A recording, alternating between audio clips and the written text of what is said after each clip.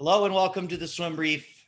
Swim Briefers, it is a bit of a sad day today due to some scheduling conflicts. Our usual Thursday stalwart, Eric Weichen, was not able to join us, but I have a consolation for you.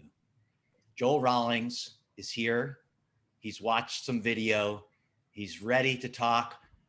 We decided we would basically just talk about David Popovici. Let's hope that's how that name is pronounced, the Romanian, and also maybe throw in some bonus Thorpe videos just for the old folks like Joel. Joel, how are you? Great, and I can't tell you how many times I've been a consolation prize. That's actually my tombstone will be. Right. Yeah. Yeah. He's all right. He's a consolation prize. The second best coach in the WIAC for his entire. I wouldn't even go that high. I was in the top 5. Yeah, you're definitely better than that guy from lacrosse. Let's just be honest. I mean, no, top 5 because I think there's only 5 teams after a while. So we started going dialing contests for Coach of the Year stuff just because it wasn't fair going. There's only 5 of us. Let's just keep rotating it. Right. Let's rotate it around. See if we can fool the ads. Exactly. Hey, it's only been 4 years since I was WIAC Coach of the Year. Come on. Yeah, contract's coming up. Let's go. Yeah. All right. So this swim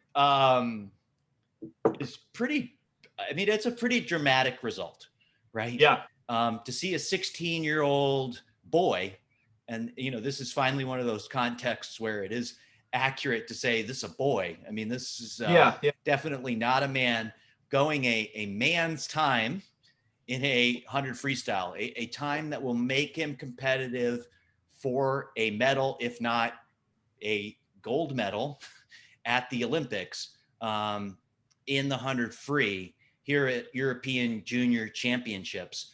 So it's an incredibly impressive swim. And I had not had the chance to watch him swim up until this point. And we've acquired some grainy 360p special, I guess the meet's in Italy, so I can't even call it special Eastern European style footage. Or then maybe it was captured on an Eastern European iPhone. You never know. You know what I mean? Well, yeah, one of those like spy cameras they show in the movies, like someone's got in their pen, Right. Got out under the barbed wire. Yeah. Somebody's trying to preempt the local broadcast rights here or something to capture this.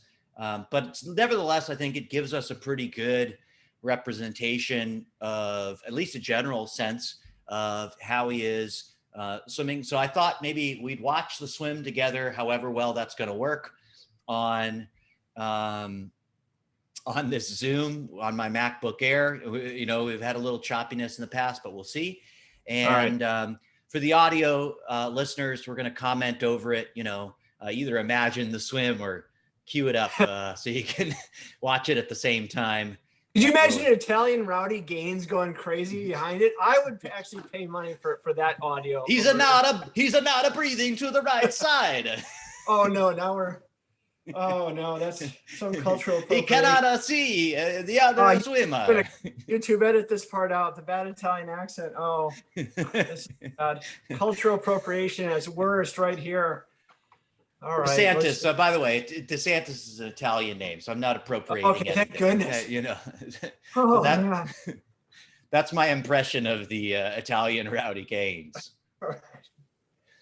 You probably would also, talk about some other swimmer than Popovici for most of the race, and then be like, "Oh my gosh, he's out of nowhere!" It's like the guy in lane 4. That's out of nowhere. So, all right. So I'm going to screen share here. And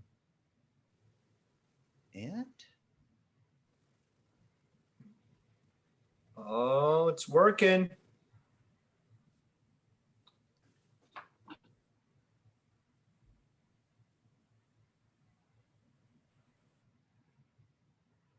Yeah, with this kind of a lag, it's always kind of hard, obviously, to see. There's other videos that are more detailed, but you can look at, again, just because you get almost nothing off this, but you can get a splash coming off. Like, so this guy, like the third lane up, how he's got these like giant, massive plumes of water shooting straight up like that. Yeah. Again, he's got force, he's got power, but there's nothing going into the swim. But you look at, obviously, in the middle there, look at that wake. It's like an outboard motor. Everything's going backwards, it's staying in the water. The cavitation in the water is just, it's crazy. I mean, that guy is, I mean, to be able to move that much water, I mean, I couldn't push that much wake with my whole body in one push. And he's just doing it with his leg drive. Yeah. Okay. So just having watched the race there, then I think we just want to talk about it a little bit. So I'm going to stop this. Yeah, there's plenty of other video that's really clean. So this one obviously is the most recent, and it's not really a great one. Yeah. And so it's nice when you go back and forth on video like that, because you can kind of see like what's causing. Again, you take a grainy one like that, and obviously that wasn't a great quality. But again, you look at the wake patterns, what's going on with the lane lines, how much they're getting pushed back, how that V pattern is coming off of his body versus like a lot of turbulence out at the side. And then you take just kind of that image, and then you go back to a cleaner video and watch this guy swim. He is moving a lot of water.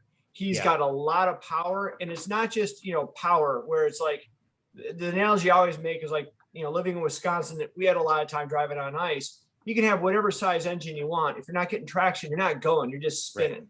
So you can have as much power as you want. This guy's figured out a way to transfer that power into his swim. He's getting excellent traction with his legs. He's getting excellent traction with his arms. And we talked a little bit about Thorpe's 400 versus this. I thought Thorpe's kick was amazing, how much he holds the water.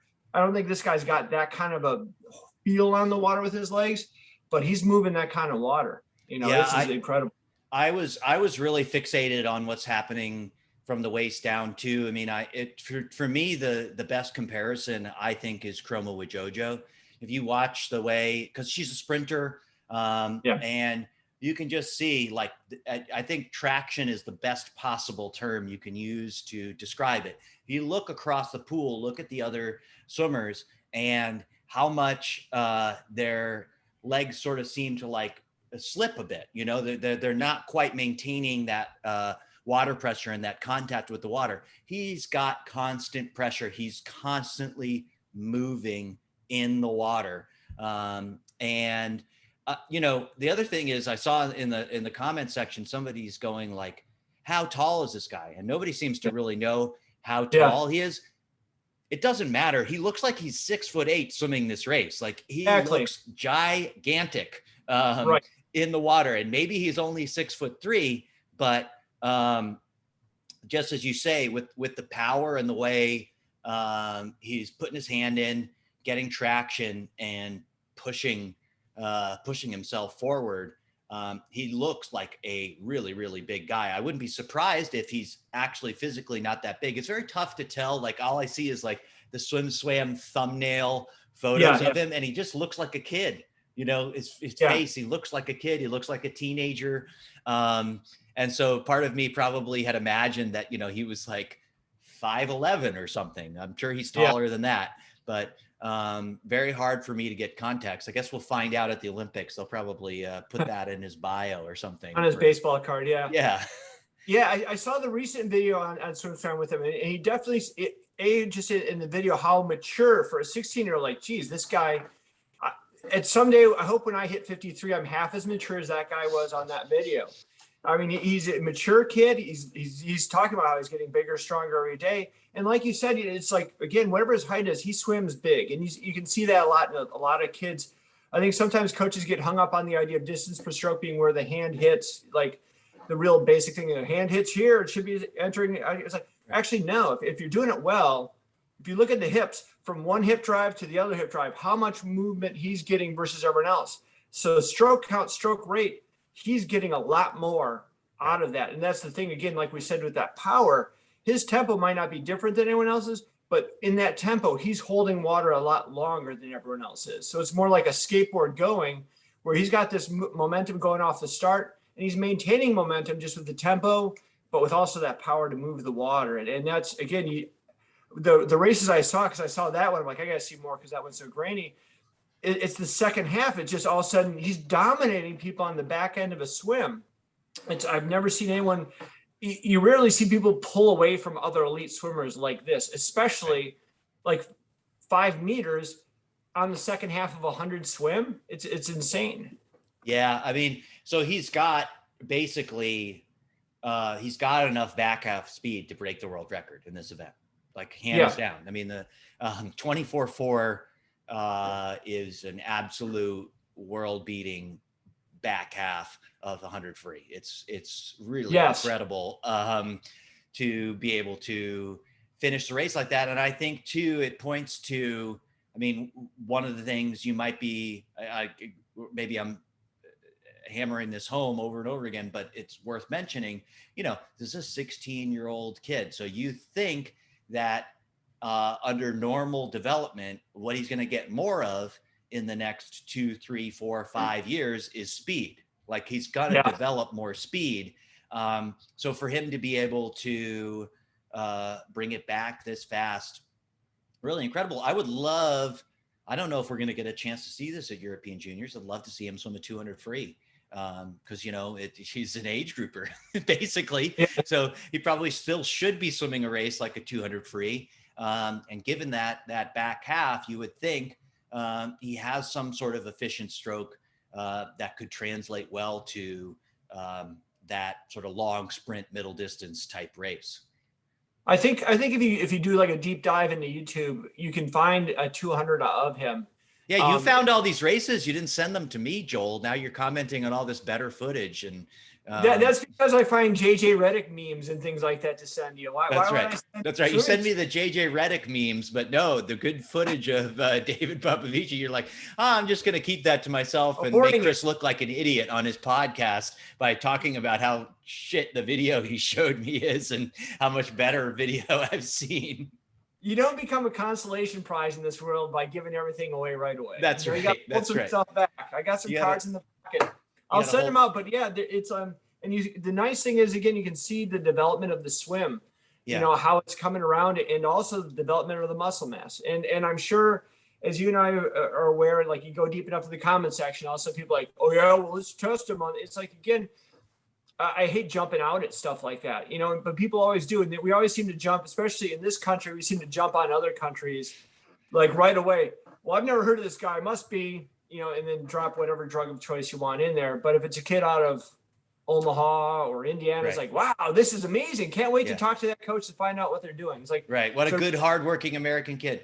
I mean, I think about this, and you and I had a little off-camera conversation on the doping angle of it. I mean, I think that there's a little bit of smoke here with Romania in terms of, I was discussing with a friend of mine the fact that like they've put together this relay. They have 3 16-year-olds on their relay. So they're going to return for European Juniors the next year. They're going to have him and a kid that split 50 point and a kid that split 51.0. So I'd be really excited to see what they could do in another year at European Juniors. But at the same time, like where are all these kids coming from in Romania? But, you know, nobody interpret that as I'm accusing David Popovici. But honestly, if I was him and I was clean, like it's almost like you should just be proud that your results are so amazing that people are suspicious of them. Do you know what I mean? I saw the same thing with a baseball pitcher where they kept on coming out to check his glove for a sticky substance. And, and he's like, I can get mad about this, or I can look at it like, it was like, obviously they can't figure my stuff out because I'm clean. Come check the glove as much as you want. I'm going to put spin on the ball. And I mean, I remember people were suspicious of Thorpe we're going to talk about Thorpe swimming a little bit. And one thing I didn't realize, you talk about people from other countries. I never realized until I left the US, there were tons of people that were suspicious of Michael Phelps. How's this 16-year-old kid, 15-year-old kid swimming so freaking fast? And like, okay, fair enough. But there's been no, so there's smoke, but there's never been any fire. And unfortunately or fortunately or whatever, however you want to put it, that's what we have to live with in sports. For the moment, we just have to treat it like a credible swim. So let's I want to transition to Thorpe. Let's put this in context a little bit. Just even go to your own memory. Where does this sit with you in terms of impressive swims for a 16-year-old boy? Is this the most impressive 16-year-old boy swim you've ever seen? Is it in your top 5? Where does it sit? Yeah, I think the caveat before I go there is I remember I was sitting in a conference. I think Michael Llewellyn, when he was coaching age group at back in the day at KC Blazer, and he started out with like, the thing is with age group swimming is fast is not, there's no qualifier to fast. It's either you're fast or you're not fast. It's like, oh, that's really fast for a 10-year-old. It's like, that doesn't mean it's fast. It means they're still developing. It's like, that's really fast for a 16-year-old. And like, well, the 16-year-old is not a finished product, especially a boy. But that's fast. That swim is really fast. And I think that's the thing is unfortunately, I want you and I think we get slammed sometimes. We're like, why do you hate swimming so much? Talking bad about this. I was like, it's not disliking swimming. It's like loving swimming so much that when some things kind of come in there, like all the scandals and stuff, it really makes you angry because it interferes and kind of diminishes what was so pure about the sport. And it's kind of like, you think back to like when we saw baseball, Mark McGwire, you want to believe it. By the eye test that something's up, but you just want to believe it so much. See, I was young enough. I mean, I was 15 years old in 1998. I totally believed the Mark McGwire stuff. Like I was completely sucked in. I was like, wow, Sammy Sosa and Mark McGwire, and they're gonna beat, Roger Maris's record, and this is amazing. Than Roger Maris. So like, I was like, yeah, and he's, they lift weights. They didn't lift weights back in the 60s, like I was 100% fooled. And so that's the thing is because I'm thinking right away, like Ian Thorpe, things like that, those swims were more impressive, but that's also because that was before you start kind of everything becomes with that, the shade of, well, could this really be legit? And so back then everything was like, this is real. This is 100% real. And it probably was. I hope it was. So I'm not saying there was any scandal there. So that's why I always think those Ian Thorpe swims were so much more impressive, because right now there's that little bit, that 1% in your head that's always going, is this real or not? And so this definitely would be in the top 5, I think, as far as 16 swims. I mean, to be able to do 100 this incredibly fast for a boy is just incredible. I mean, girls develop at a different rate. And so you see like breaststrokers doing great things at 13, 14, things like that. And so that age. That's why I said boy. Yeah. And so with guys, 16-year-olds sprinting like this, to have a power of, like we talked about, like a Caesar or all these other sprinters at 16, again, that'd be like joining the NBA at 16 and being able to throw elbows down the low post with all these other men. And so for him to be swimming as fast as he's with men, that's really impressive. So I would put this up with any of the Ian Thorpe kinds of swims and Michael Phelps. So I would put, again, I've got the rose-colored glasses of the past. We're thinking like Phelps at 16, most amazing thing I'd ever seen, and so it was over the top. Ian Thorpe at 16, most amazing thing. And now as you get older, so I would put that in the top 3. I mean, Thorpe's, you have a hard time. I mean, it's hard because Thorpe's, so it's the really hard thing. And I've literally, like, I put you on the spot first to answer this question. And while you were answering, I went back and forth. 5 minutes to answer? Yeah. on what my answer to this question is, because Thorpe's 341 that we're going to watch here in a second is a world record swim, Exactly. Phelps breaking the 200 fly. I think he was still only 15 at the time when he did that. He might've been 15, almost 16 years old. That was a world record. You know what I mean? So, but then on the other hand, it's like, is it a reasonable standard to say the only way I would put this kid's swim above those 2 others is if he broke a suited world record in a sprinting event? Like, I have a hard time. With that. So, because you also know the amount of training to go 340 to get a 400 record is something. And I think that's just the club aspect in me, where the 50 free still isn't really a real event. Oh, Joel, come on. I know, I can't help it. That's why coming on with you guys with USRPT every now and then, it crushes my soul a little bit.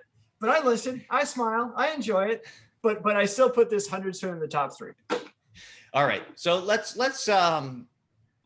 reminisce about the old days. Let's watch some Ian Thorpe and see what we can come up with here.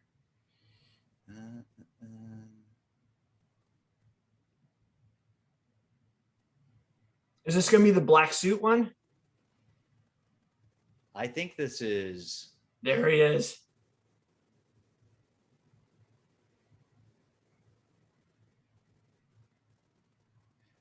I think I was looking for the one where he's still in, in a brief. The first time he broke the world record. But this is when he's 17. I like watching those better. Yeah. These, it's kind of harder to see some of the flow. So while you're searching through this, here's my hot take. I don't think those suits or anything like that has really so much to do with the friction water, because if you think about how as you speed up, it's kind of a linear thing. As you go faster, the friction of the water means more. So obviously that has some impact on it. I really think it's the compression that those suits provided that actually helped a lot of these swimmers more than anything else. Not compression as in like so much as making their forms smaller, right? But just compression on the muscles. I think just helping in a weightless environment. I think that did a lot more for swimming, and no one really ever investigated that. And no one ever talked about how cool those New Zealand caps are either. Those are sweet swimming caps, and they should keep on going with the black with the feather. That's awesome. So this is really interesting too. You got the one guy who's in a bodysuit. Yeah. Everybody else is in a brief. Yeah. That's what it was great about, just before, YouTube really booms. Also, you go to me like, whoa, what? Why is this dude wearing the women's suit? What the hell? And all of a sudden they start winning. You're like, I'm going to get me one of those women's suits. That's all I know. Everybody's still doing a 2-foot forward start like I did for my entire swimming career, even though I finished in 2006. We're not going underneath the water. How's that going to affect my back end? Yep. Oh, man. So, again, the grainy footage, it's crushing you. But, again, you look at with the things that stand out, and that's the thing. When you look at a big group of your own swimmers looking, I think sometimes it's best just kind of let things go grainy like this and just see how the bodies are moving through the water like that. And again, you just look at the wave patterns. How much contact the guys in the water. He's got that loping kind of a thing because of that weird left arm deal. Yeah. And again, it's like that dude's good. He can get away with it. I think LeBron James could probably play with the left arm tied behind his back and still dominate, but that doesn't mean everyone should play with their left arm tied behind their back. Same thing here. His left arm, in a sense, is tied behind his back because it's so extended. Then he makes an anchor point, and then his nervous system is able to kind of catch up to that and do something with it. I think you're right. I mean, even just watching the flow of his legs, he is on another level. Even I was impressed with Popovici, but there's another layer of efficiency here. Yes. As I watch, I mean, nothing's going straight up. All that water, look at that, is just, it's right at the surface. Again, it's just, there's nothing going up. So that means all that contact is going back. Just pure, it's like a pure motor, like an outboard motor there behind him. The only time the water goes up, I think, is when his left arm goes and disengages like that. And I think he gets a little off balance, and then you see a little plume of water. But other than that, it's just constant contact with the water. This is also interesting to watch in the context of, this this swim is still way ahead of, what we just saw at U.S. Olympic trials 23 years later. Same as Janet Evans swims from 84, but how long those were relevant, and the same thing here where you're like, geez, this is just insane. But there's always the contact. He's just got a different feel for the water. It would have been nice if he never had the bodysuit, because then people start going, oh, it's all the suit. Suit didn't make that kick. Nope. That's why I was trying to find this swim, and I canceled out from the other one because this is like, if you're a Thorpe aficionado, this is the swim. I really want to watch. And that was the cool thing watching the different videos on the 16-year-old. Is just, if you watch different videos, you see these mistakes every now and then in his race. Because if you can watch 3 or 4, you'll see things going on. But then you see like a perfect swim. You're like, that's kind of what you live for as a coach. Like, what could they do different in this race? I mean, he's hitting his walls pretty damn. Again, this is the context of back then when you're not really doing the underwaters, you're not trying to plant the feet differently. But in the context of this era, I mean, this is the perfect swim. And obviously, I mean, the results still stand as they do. And look at the guys coming in second. I mean, you're never going to be remembered because Ian Thorpe cast such a huge shadow.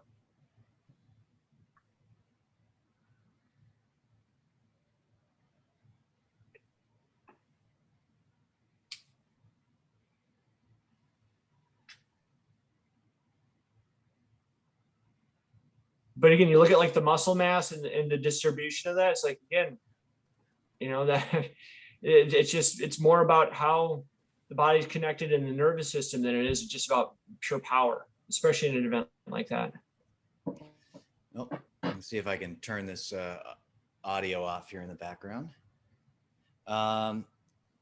Any other thoughts about old Thorpe in the context of this amazing swim? Any other 16-year-old swims you want to remember before we turn this off? The thing that's weird is again how, and that's the only thing that creates that shadow, is just how we're able to see so many videos for so many different countries like this. And there's a few countries like in China, for instance, again, not saying anything negative about that, but it's like you don't see anything until all of a sudden it's Olympic year.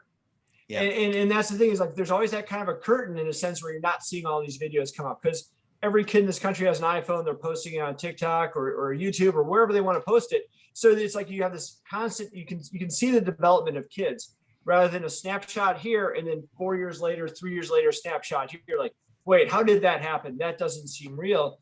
But again, we're not seeing the day-to-day snapshots that we do of other things.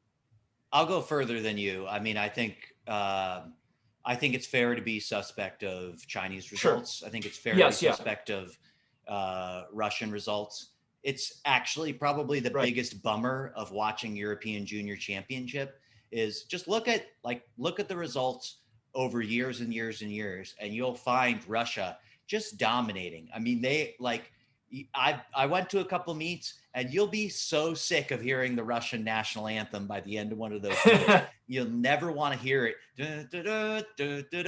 ever again.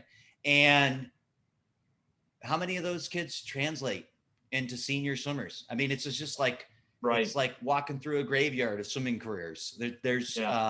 And one of my co-coaches just said, like, it's the only country in Europe cynical enough to dope teenagers to dominate the European Junior Championship. Like that's, and, I think not to, again, sort of bring it back to Popovici, but you can tell when you're at those meets that even though the Eastern Bloc crumbled 30 years ago, the sports infrastructure of the former Soviet countries is still very much intertwined. A lot of the coaches and specialists, for instance, like in Estonia, I noticed the coach doesn't coach in Estonian. He coaches in Russian, right? Because he's he's an old Russian sports system. So the Russia still has sort of its sphere of influence a lot in the sporting culture around there, and I think those are two countries that there's plenty of fire in terms of, when I say Russia and China, that there's plenty of fire in terms of the state sponsoring it. And when I look at doping, I either think, is there a government that is autocratic enough and powerful enough to sort of implement a system like this, or is there enough money involved? Which is comforting to me on a certain level in swimming, because there's just a lot of people who I'm like, they don't have enough money to do this in a sophisticated manner and avoid testing and all that kind of stuff, so. I wonder, like growing up in the White North, like I did, anytime I watched figure skating, I always thought, if they could really skate, they'd be playing hockey. And so the same thing here with the Romanians. I wonder if they're watching this kid swim. It's like, if he could really swim, he'd be playing water polo with everyone else, and maybe he's just one of the few guys that made it through that didn't end up in water polo. But every Romanian I've ever met, those are tough individuals. They are mentally strong individuals. And it's a hard country. I mean, and this kid looks again, just the interview I saw and the swim I saw, he looks like legit mentally tough. And the interview again I heard, and I want 100% to believe it, is like he's been swimming since he was like 6, 7, 8. He had early success, and he kept on going with that. And it sounds like they're building a solid career out of it. It's not like all of a sudden, yeah, at 16, I'm here. You know, he's been doing well. It's just because I don't know the results of Romania. You know, and I think a lot of people, like when you see the swim swam troll board, how right away it's like, obviously it's, and that's why I thought I'd throw the whole doping thing out, because you know when you go to the troll board, someone's going to play that card down. And it's like, you know, again, look, I would rather believe until proven differently. And right now I think, boy, that kid is going to be really a great swimmer and fun to watch. Yeah, and I just pulled up here in the background, and you can. This is always a useful tool for tracking some of this stuff. I'm not going to do it live because I don't believe it's going to be that interesting. But if you go to swimrankings.net, this is sort of the European Times database, and they make it a lot easier than the USA Swimming Times database. Go figure. For you to see progressions of swims. So I just went. US Swimming can have the money of like a Romania or something like that. Right. Put this together. You know. Right. Well, to be fair to USA Swimming, the one thing they would say in their defense is that, you know, that these European databases are not as comprehensive, and they're absolutely right about this. I mean, you know, Swim Rankings relies on a much more tangled web of people to send in some of these results. So even if you look at Popovici, like you can't find any significant results that are older than 2019, you know? Yeah. So, but like kid was 51 in the 100 free as a 14-year-old. Yeah. Pretty impressive. Maybe even if I look at some of these swims, actually they were they early enough to even for him to be 13? I don't know. But anyway, I think that's enough on this one swim. I'll be excited to see the rest of European juniors and see him compete at the Olympics. Always exciting to see a new star sort of come out from left field and make a statement like this. And definitely. It's exciting to see again, because this is again every 4 years, all of a sudden now we're interested in British swimming. Now we're interested in Romania. It's just it's amazing to see all these people, and I think it's going to be a lot of really fun races to watch. Yeah, definitely. Yeah. All right. Well, thank you, Joel. Good luck today. And we may not be here on Thursday next week, everybody. I am moving house. So on that day, so either we're going to record on another day or we may just go 1 week without doing this. But thanks for everyone for being patient and in advance. And thank you for listening.